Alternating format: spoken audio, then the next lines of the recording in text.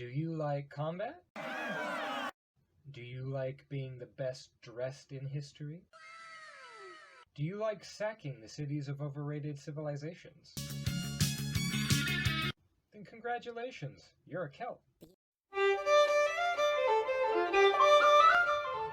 The Celts are one of those people that everybody has heard of, but no one actually seems to know anything about. This is evident in the fact that any film referencing them is a historical joke.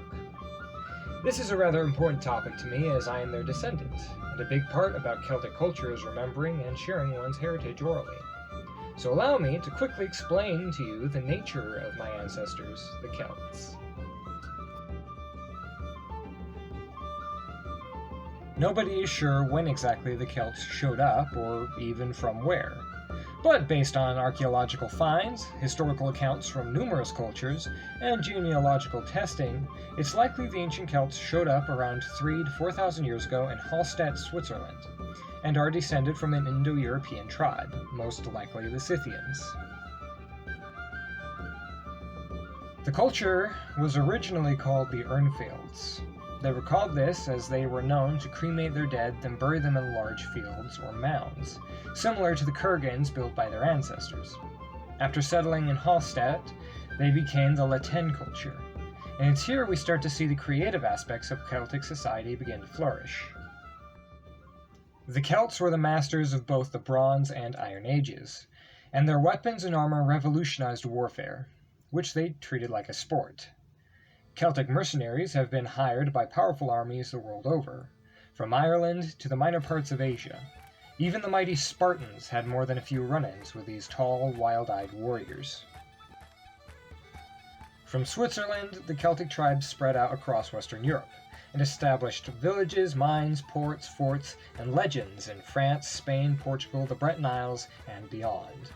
The Celtic culture was set up in an ethnos, or tribal society, with citizens forming the base of this society, warriors above them to protect the land, chieftains to guide their respective tribe or clan, and of course, the Druid order. Celts relied on the wisdom of the Druids, who were structured into three groups: the Bards, who were the historians of the people, Druids, who were more like governors or guides, and the Ovates, who were high priests and magicians. They performed ceremonies, read signs and omens from the birds, and possibly occasionally carried out human sacrifice. You know, like all other mysterious priestly orders tend to do. Though this wasn't much an issue to the Celts, as they had no fear of death, it seems.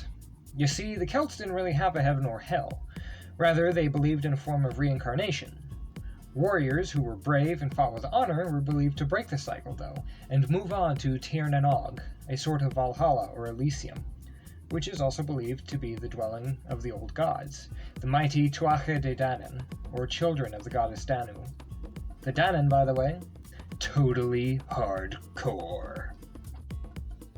They rode in on magnificent vessels in a thick and mystical fog. They burned the boats to as not retreat, and fought epic battles defeating gigantic demons and wielding the most powerful weapons history had ever known. I'm oversimplifying, of course, because Celtic myth varies from nation to nation, and to be honest is kind of mixed up. It's unclear what is original or what has changed over the centuries, and it has a lot of gaps in it. But we know that most old gods came in threes, and were often affiliated with one or multiple facets of nature. My favorite is Lulam Fada. So what? Who cares about the bunch of filthy, profane barbarians and their silly gods? Filthy? Profane? The Celts were anything but. The Celts were actually genius inventors, creating things like soap, gel, and hair dye, as well as toothpaste, mattresses, the plow, and windmill. They were also fairly vain people. Why, even the poorest Gaul was adorned with bright clothing, a warm, flowing cloak, and a fabulous neckring known as a torque. The Celts were very much into self-grooming as well, more so than even the Greeks. They often wore their hair long, either slicked back in a glorious mane or braided. They grew magnificent mustaches, the likes that make even bikers cry. They adorned themselves in gold, silver, and precious stone, and still found time to straight up rip you a new one. Unlike literally every other culture, the Celts favored a matriarchy rather than a patriarchy, hence their chief deity often being the Mother Danu herself, and having such leaders as the great Boudicca. It was not uncommon for Celtic women to own land, lead troops, and even govern trade. This is largely due to when a woman was married off, the dowry that came with her was under her name and under her authority. The goods and land that men actually owned were often earned through war or favors done on behalf of his chieftain. The culture had its iffy parts, though. Celtic men were to represent their culture in morals, in ethics, and in health as well. As a matter of fact, it was illegal to be over a certain weight limit. To exceed this limit meant getting taxed quite heavily. Celtic culture stayed pretty much unchanged for centuries, well into the medieval period in fact. They have survived wars with the most powerful empires and survived. They have struggled against the might of Rome, the ferocity of the Viking hordes, and the piety of the English invaders, even today. And since their humble beginnings, just as all cultures, the Celts have changed significantly, though that ancient feisty spirit remains. And though this video only covers the very basics, I'd like to push aside some Celtic misconceptions. 1. Not all Celts were kilts. It's for the most part the Scottish and the Irish clans, and they didn't start officially wearing them until the 16th or 17th centuries. 2. It's pronounced Celts, with a K, not Celts, with an S. C did not make the S sound in those days, not even in Latin.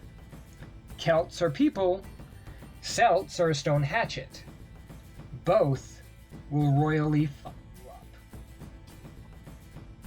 Anyway, I think that's just about it for today's rant. I know that was the very basics of the culture, and I'll probably end up doing another bit of this video, as there really is so much about the Celts that we don't yet know, and so much yet to be covered. I mean, to explain the full extent of my ancestors would take hours, days even. All the legends and the battles and the individuals of this culture that shaped the world are beyond what you could fit in a single book even. I mean, the number of books in my own personal collection going over the Celts alone is ridiculous. And the amount of times I've read over them again and again, finding new things, is just miraculous.